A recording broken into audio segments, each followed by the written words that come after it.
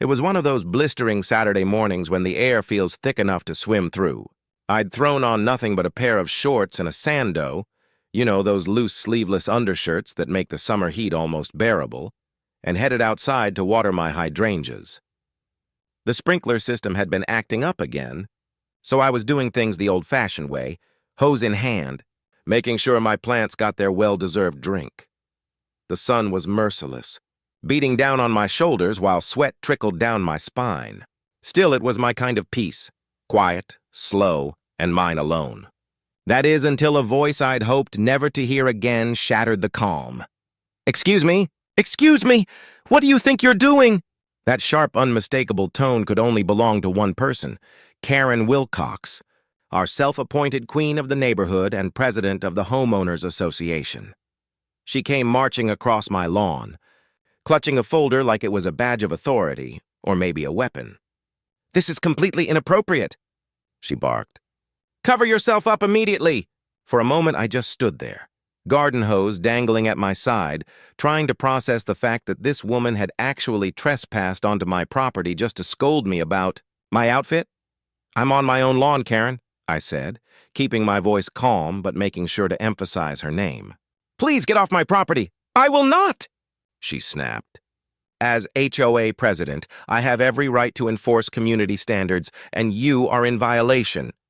Her face was turning redder by the second, her folder trembling in her hands like a gavel about to fall. Little did either of us know, what happened next would shift the entire power dynamic of our neighborhood. Within 20 minutes, it wasn't me being lectured, it was Karen, being escorted off my lawn in handcuffs by two weary-looking police officers who clearly had dealt with her kind before. But to understand how it came to that, you need to know a little more about Oakwood Estates, and about Karen. I'd moved into the neighborhood 3 years earlier. It was peaceful, tidy, and close to work. The HOA fees were fair, and the board back then actually seemed to care about the community. They organized pool days, barbecues, and the annual block party. It was a nice, easygoing place. Then, about 6 months ago, everything changed. Karen Wilcox ran for HOA president on a platform to restore community standards. She plastered flyers everywhere, hosted meetings, and practically bullied her way into votes. The day she won, the neighborhood's atmosphere shifted overnight. She treated her position not as a civic duty, but as a throne. First, she went after the small stuff, sending violation notices for lawns half an inch too tall, or for leaving trash cans out 12 hours past collection. Then she started taking aesthetic walks, clipboard in hand, jotting down imaginary infractions that didn't even exist in the bylaws.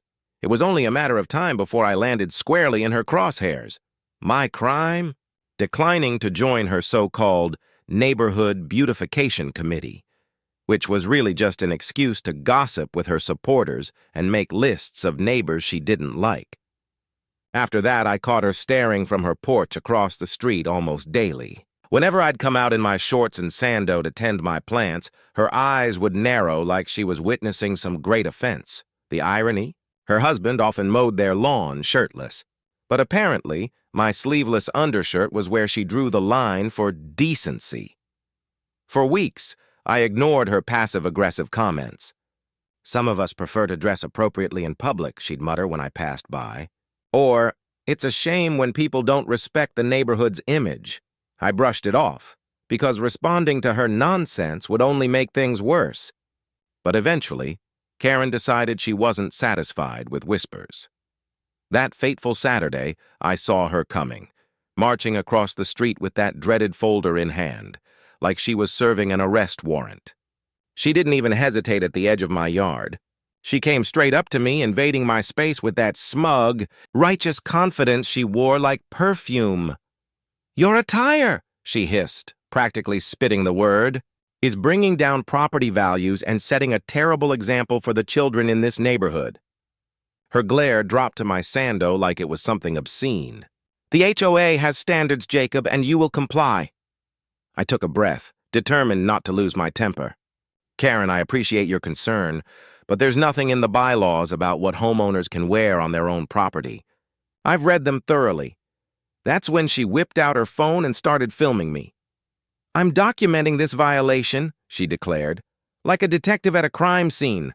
This footage will be presented at the next board meeting when we vote on the new dress code amendment I've proposed. Karen, I said, stepping back and keeping my tone level, you're trespassing on my property and filming me without my consent. I'm asking you to leave, now. But she just smirked and stepped even closer to my porch. I have every right to be here as HOA president. I'm conducting official business. Then she flipped open her folder and jabbed a finger at a highlighted paragraph. Section 4, paragraph 2. It allows board members access to properties for inspection purposes. Unfortunately for her, she didn't realize she'd picked a fight with someone who actually knew what he was talking about. I work as a paralegal, and I've read more property law than she's likely ever seen. That section refers to common areas, I corrected her calmly, and only during scheduled inspections with prior written notice. It doesn't give you the right to walk onto private property whenever you want. I lowered my voice, looked her square in the eye, and said, Now, I'm asking you one more time to leave. Her lips curled into a challenge. Oh, yeah? She sneered. Or what? She smirked, crossing her arms like she was about to deliver her final blow. Oh, really? Are you going to call the police on me? She sneered. Do you even know who my husband is? He's personally friends with the police chief. That was it, the turning point. Without missing a beat, I pulled my phone from my pocket and said, calm as ever. Yes, actually. That's exactly what I'm going to do. Her confident expression faltered as I began recording her and dialed 911. Karen's eyes widened, a flash of disbelief crossing her face. She looked genuinely stunned, as though no one in her entire reign as HOA president had ever dared to challenge her authority. You wouldn't dare, she hissed, her voice trembling just enough to betray her nerves. But I held her gaze, phone pressed to my ear. What's your emergency? The dispatcher's voice came through. Yes, I said clearly. I have someone trespassing on my property who refuses to leave despite multiple requests. Karen's face cycled through an entire palette of colors. Red, pink, and finally a deep shade of purple. Go ahead. Call them, she shouted loud enough for the dispatcher to hear. Tell them I'm the HOA president enforcing community standards against an indecent homeowner. Sir, do you feel threatened? The dispatcher asked. Yes, I replied, never taking my eyes off Karen. She's being aggressive and refuses to leave my property. Understood, the dispatcher said calmly. Officers are on their way. Please try to disengage until they arrive. I nodded, still holding the hose in one hand and my phone in the other. Karen, meanwhile, looked triumphant, like she truly believed the police would take her side. She stayed planted firmly on my lawn, ranting about neighborhood decency and property values, her phone waving wildly as she filmed me from every angle. 10 minutes later, the sound of tires crunching on asphalt made her straighten up. A patrol car pulled to a stop in front of my house, and 2 officers, one male, one female, stepped out. Instantly, Karen's tone flipped like a switch. The shrillness disappeared, replaced by a sugary smile that didn't reach her eyes. Officers, she called out as if greeting old friends. I'm so glad you're here, the female officer spoke first. Ma'am, sir, what seems to be the problem? Before I could get a single word in, Karen pounced on the opportunity. Officer, I'm Karen Wilcox, president of the Oakwood Estates HOA, she said proudly. I'm conducting official HOA business with this resident who is violating our community standards by wearing inappropriate attire in plain view of the neighborhood. She gestured toward my sando as though I were committing a public indecency offense. I took a steady breath. Officers, I asked Ms. Wilcox to leave my property several times. She refused and became confrontational. I have the entire interaction on video. I handed them my phone. They watched for a few seconds, their faces saying it all. Then the male officer turned toward Karen. Ma'am, regardless of your position with the HOA, you do not have the right to remain on private property after being asked to leave. That's considered trespassing. Karen's mouth fell open.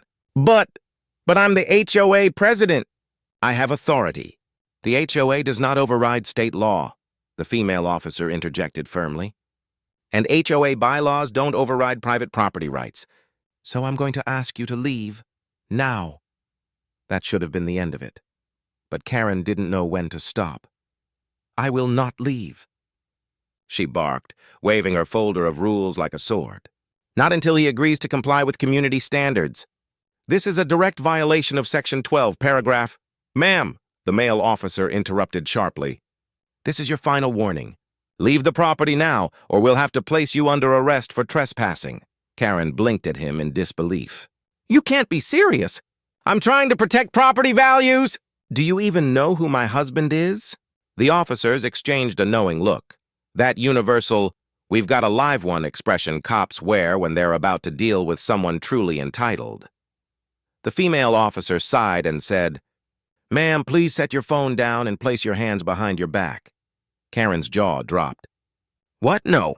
This is outrageous. I'm the victim here," she shrieked, stumbling back as the officers stepped forward. What followed was both tragic and oddly satisfying. Karen tried to resist, still clutching that precious folder of HOA regulations like it was a holy text. The officers, calm and professional, gently restrained her and began reading her Miranda rights. By that time, several neighbors had come outside, drawn by the commotion. Phones were out. A few people even smiled behind their cameras. Karen's voice echoed down the street. "This is a mistake. I'm the HOA president. You can't do this to me. He's the one breaking the rules. Look at what he's wearing." But her protests went ignored as they guided her toward the patrol car. Once she was secured in the back seat, still fuming, the male officer turned to me. "Sir, sorry for the disturbance. You may need to come down to the station later to give a statement." "Of course," I replied, still trying to wrap my head around what I'd just witnessed. "Thank you, officers. I really appreciate it." As they drove off, Karen still ranting behind the glass, I stood there in my sando and shorts, hose dangling, surrounded by neighbors who had just watched the self-proclaimed queen of the HOA lose her crown. 3 days later, I got a call from the police department. Karen had been formally charged with criminal trespassing, harassment, and disorderly conduct. She was facing a $2,000 fine and potential community service. That wasn't all. The HOA board had held an emergency meeting and voted to remove her as president pending her case. And the cherry on top? Karen was a real estate agent. Her arrest made the local paper, complete with a photo of her being escorted into the police car, still clutching that same folder. Her brokerage firm placed her on immediate administrative leave. When I saw her again at the courthouse for her preliminary hearing, her face twisted with rage and humiliation. She leaned in and hissed, "You ruined my life over a stupid shirt." The judge, unimpressed with her outburst, raised her bail by $500 on the spot. As I walked out of the courtroom, I couldn't help but think. Some people learn the hard way that power doesn't make them untouchable, especially not when the law and the entire neighborhood are watching.